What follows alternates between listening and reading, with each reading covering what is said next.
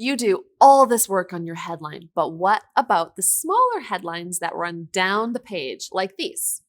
Those are called crossheads, and once you've hooked visitors with your headline, your crossheads do a ton of the remaining work to get your prospect to say yes. So today, let's optimize your crossheads.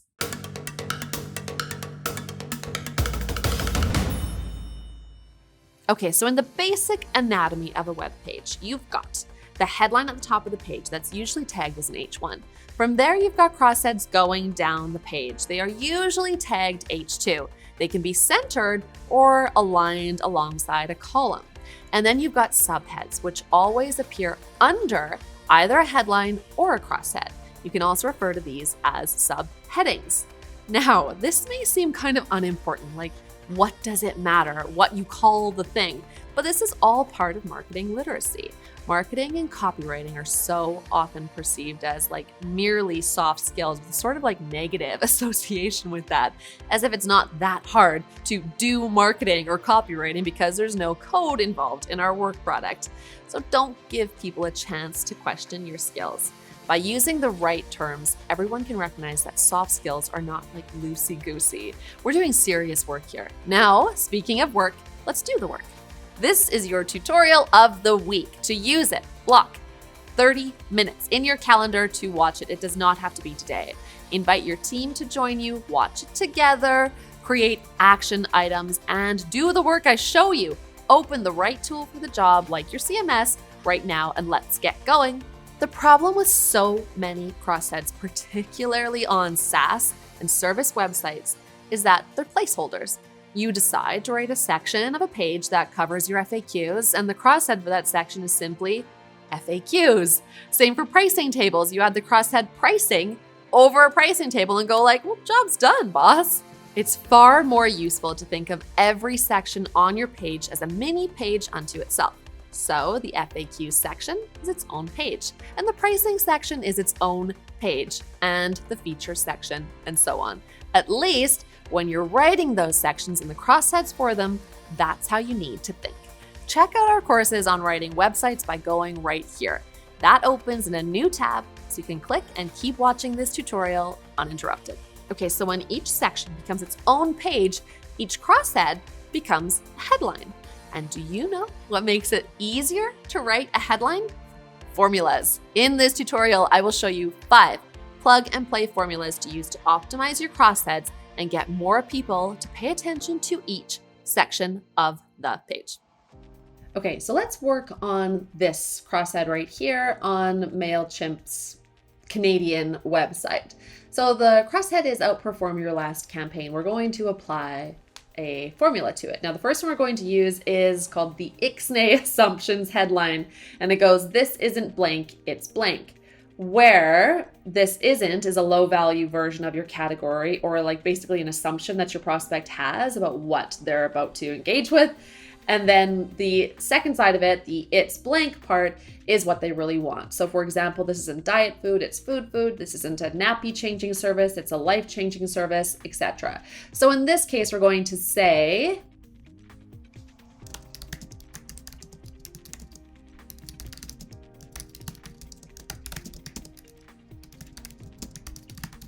so let's say that's what it is. This isn't email marketing software, this is results software, this is sales software, this isn't a CRM, this is a sales machine, this is a revenue machine, something like that, right? So now we've switched it from this boring thing that you thought it was, which everybody thinks it is, to what it really is. And that's absolutely true for so many solutions, not just for the email marketing providers of the world. So that's the first one. This isn't blank. This is what they really want. Cool. Okay, the next headline formula is called the bigger adjective headline formula. So it's basically blank, blank, blank, blank. Let me tell you how to fill that in. So it goes adjective feature and then bigger adjective outcome. For example, big screen, huge impact. Nice UI, spectacular results. Clean energy, sparkling conscience. So the first part of it, the first 2 words, the adjective sets standard. And then the second two-word phrase that follows those first two is that adjective gets bigger. That's really all it comes down to. So we want to think about what we're really selling here. So let me show you an example.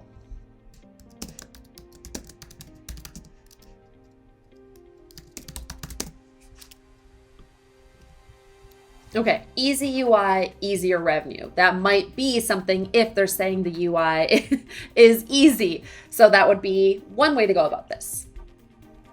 The next formula is called end the problem. And it's really simple. You just begin, put an end to, and then fill in the blank, what follows, put an end to, with their struggle or with the thing that's been really getting in their way when it comes to them trying to achieve their results or what they're looking to achieve.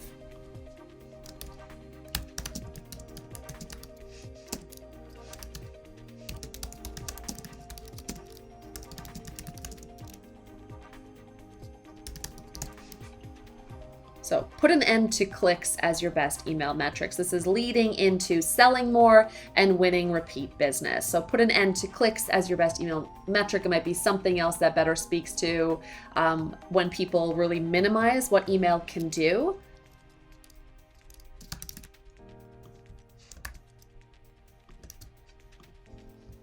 So put an end to engagement as the only goal for your email marketing initiatives.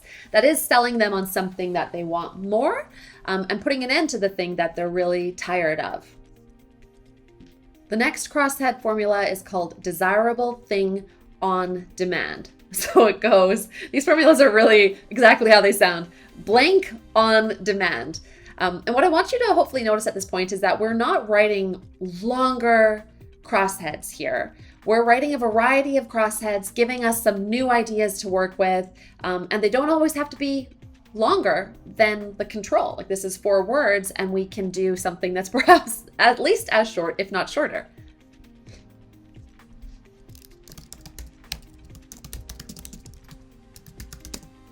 Revenue on demand. What else is on demand?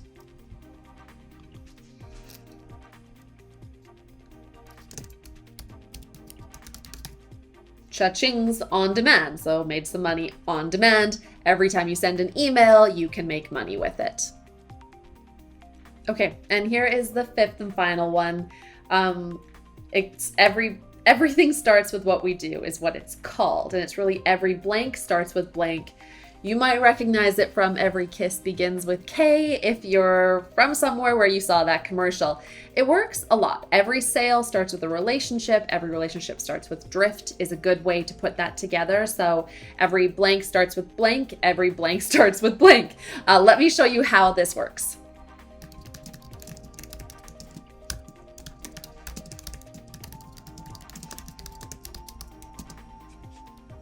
So one example might be every customer starts with a click, every click starts with MailChimp, and then you want to show that below. Your task now is to choose a page on your website, something other than the homepage though, because everyone always goes straight for their homepage. Do you have a high traffic landing page of some kind? How about a product detail page or a tour page? Choose one and use the formulas I shared with you here to rewrite your crossheads. Then hit publish. Monitor their performance, and repeat. If you love this and want more, we've got you. The next logical step is to take Master of Headlines, our quick action program that's available for a startup-friendly price. Use it to write, rewrite, or optimize headlines on any page of your site so you can reduce bounce and increase engagement.